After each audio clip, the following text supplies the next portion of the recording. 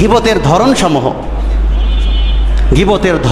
গীবতের ধরন কোন বিষয়গুলোতে গীবত হয়ে থাকে।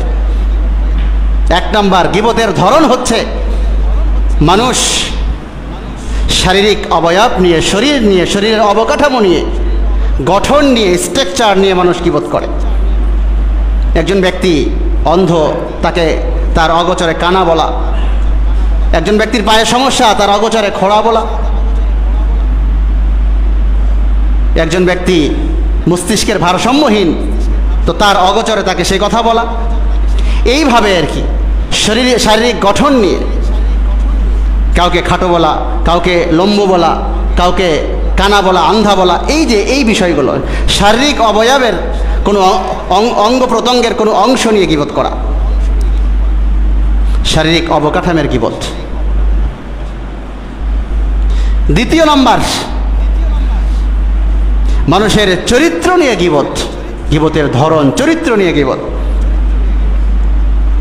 কারো কোনো একটা দোষ হয়েছে, মানুষের অপরাধ হতেই পারে, সে হয়তোবা অপরাধ করার পরে আল্লাহ পাক রব্বুল আলামিনের কাছে এমন তাওবা করেছে, তার খাঁটি তাওবার কারণে আল্লাহ পাক রব্বুল আলামিনের কাছে সে বড় প্রিয় হয়ে গেছে, সে বড় মাহবুব হয়ে গেছে, যার ধারে পাশে আমি পৌঁছাতে পারবো না। কিন্তু আমি তার গীবত যে করলাম। প্রিয় ভাই আমার, সে অপরাধ করলে তার হিসাব কার সাথে?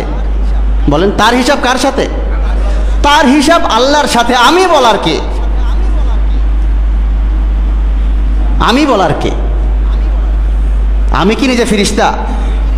বলেন, কোনো মায়ের সন্তান দাঁড়ায় বুকে হাত দিয়ে বলতে পারবে যে আমার জীবনে কোনো পাপ নাই, আমার জীবনে গুনাহে কাবিরা, গুনাহে সগীরা কোনো কিছু হয় নাই কোনোদিন? বলেন, একমাত্র গুনাহ থাকে মাসুম পবিত্র নবী পয়গম্বরগণ। দুনিয়ার কে পারবে কথা বলতে যে আমার কোনো অপরাধ নাই, কোনো গুনাহ নাই? এজন্য অন্যের দোষ না, বরং বুদ্ধিমান তো সে যে নিজের দোষ দেখবে। আর নির্বোধ বোকা সে ব্যক্তি যে অপরের দোষ দেখবে। তুমি দোষ করলে তোমার সঙ্গে আল্লাহর হিসাব, আমার কি? প্রিয় ভাই আমার, তাহলে মানুষের চরিত্র নিয়ে, চারিত্রিক বিষয়ে কথা বলা এটা অত্যন্ত অপছন্দনীয়।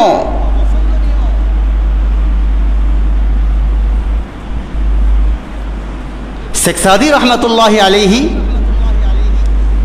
ওনার বাবা বড় আলেম ছিলেন।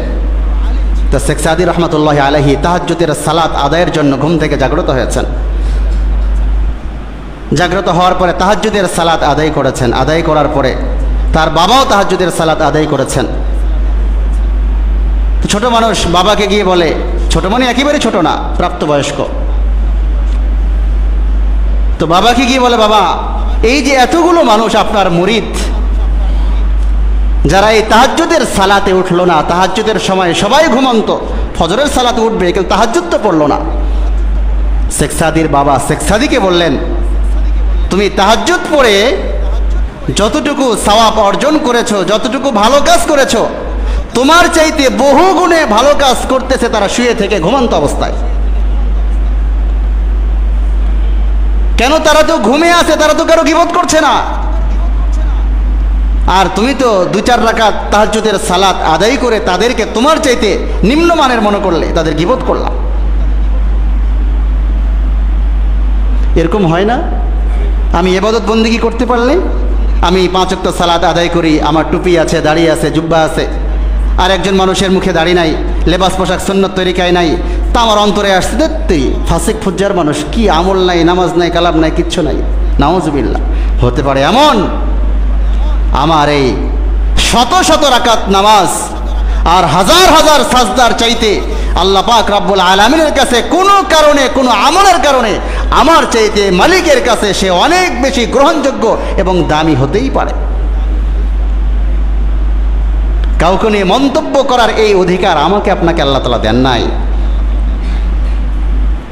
প্রিয় ভাই আমার, এরপরে গীবতের ধরনের 3 নম্বর, মানুষের বংশ নিয়ে গীবত করে। বংশ, এই তুমি তো নিচু বংশ, তুমি তো অমুক বংশ, তুমি তো চামারের বংশ, তুমি তো মুচির বংশ, তুমি তো এই বংশ সেই বংশ, আছে না?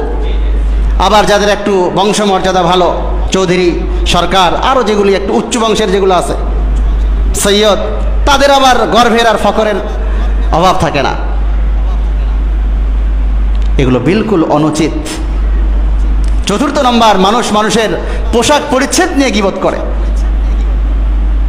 একজনের পোশাক হয়তো বা পেছনে জড়ে গেছে, বটে গেছে, সে ইস্তারি করে না, তা আমি বলার কে? দেখছো লোকটার কত টাকা পয়সা আছে, কিন্তু একেবারে কৃপণের কৃপণ, কঞ্জুসের কঞ্জুস, আমি বলার কি? প্রিয় ভাই আমার, এটাও গীবত। এটা বলতে পারি না আমি আপনি। গত 2 জুমার আলোচনায় কি বুঝতেছেন বলেন? জবানকে এই সাধারণ চায়না তালা লাগাইলে হবে না। জবানে সাধারণত এই চায়না তালা লাগাইলে হবে না। চিন্তা করেন কি তালা লাগাইতে হবে। গীবতের ধরনের 5ম নম্বর, মানুষ পরোক্ষভাবে গীবত করে। পরোক্ষভাবে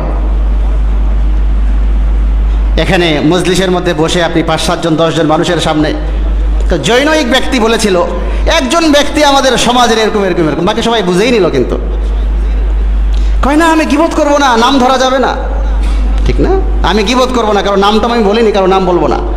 আপনি 5-7 জনের সামনে নাম বললেন না, ঠিক।